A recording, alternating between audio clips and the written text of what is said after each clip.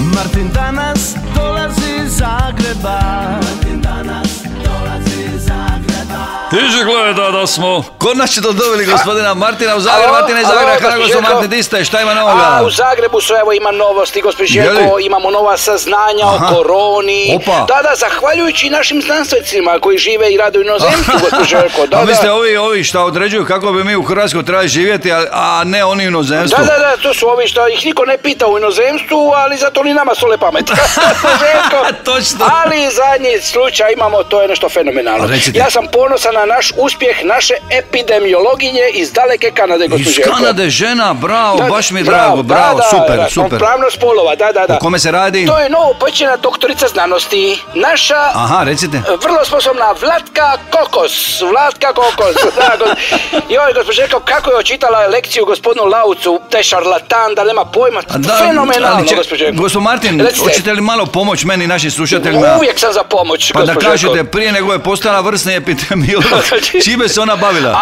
Gospodin Željko, bavila se starinama. Kako mislite? Ona je proučavala Bikanovu kulu, u stvari Bikanovu kulicu, jeli, starine. Dobra, zadnjih godina čime se bavila? Ona je bila prodavačica. Davačica to zna, nego šta je ovo pro, čemu to? Pro, to je tako samo da se kaže davačica, gospodin Željko. Ali ne, nije smiješno, gospodin Željko. Naša znanstvenica je dobila jednu krasnu nagradu u inozemstvu, gospodin Željko. Dobro, onda, ajde. To je za znanost, to je Golden Gate Award. Mislite Golden? Ne, Golden Gate Award. Evo, imam tu nju na liniji, gospodin Željko. Hoćete čuti gospođu Vlatku Kokos? Pa naravno. Halo, dobar dan i dobrodošli u program Radio Dalmacije. Hoćete li gospođu Vlatka Kokos opisati kako ste dobili nagradu? Da, to sam i mislio. A hoćete li se dalje baviti tim znanstvenim radom?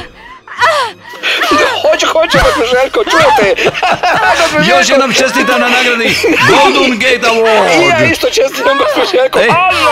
Halo, je li to mama? Ne, nije mama, gospodine Željko. Kako nije? Pa nemoguće. Nije mama, nego mama je!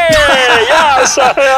Drago, dobar dan, šta je ono, kako ste, šta radite? Prihvatila sam inicijativu gospodina Vučića u vezi zastava, znate, stavili smo i mi zastave. A čekajte, pa zašto vi, pa niste vi manjina? Kako nismo mi manjina, ja i ne dam. Koja ste vi manjina? A mi smo manjina bogatih.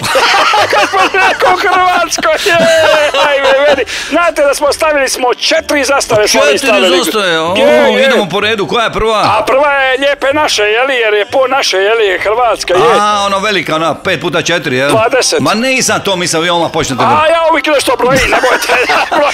Druga zastava. To je Evropska unija, to morate imati. Dobro, to je normalno. Treća? Prijateljska zemlja, je, znate koja. To je? A to je Mozambik, jer moj nedavno bio Mozambiku. Mozambik. I četvrta zastava, sad, koja je to sad? Četvrta zastava, to je naša obiteljska, da, to je ono obiteljska zastava. Obiteljski grb, ono. Ma ne, grb ima deva, a nama da zastavi zebra, jeli, gospodine Željko. Zebra u akciji, ono kako skače, trče. Ne, nije zebra u akciji, zebra u helikopteru.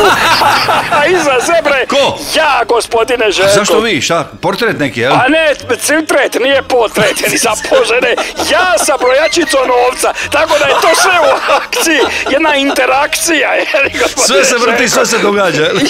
A gdje je Nedan, zašto on nije... A nema Nedana, gospodine Željko, sve je na meni, pa šta ću njega stavljati? Prava ste mama, svaka čast. I gospodine Željko, gospodin Vučić nam je genijalnu ideju, znate? A koja je to? A to je ideja sada da svi mesari u svijetu, ja sam to dala ideju, obise ćevape i lažnjiće ispred mesnice. Zato mesari cijeloga svita, ma ti živili, pa gdje bili u svijetu, obisite ćevape i lažnjiće ispred mesnice. Eto mesari, čuli ste... Neka živi mesarski svijet. Gospodine Željko. Radio Dalmacija. Najveća kvaliteta.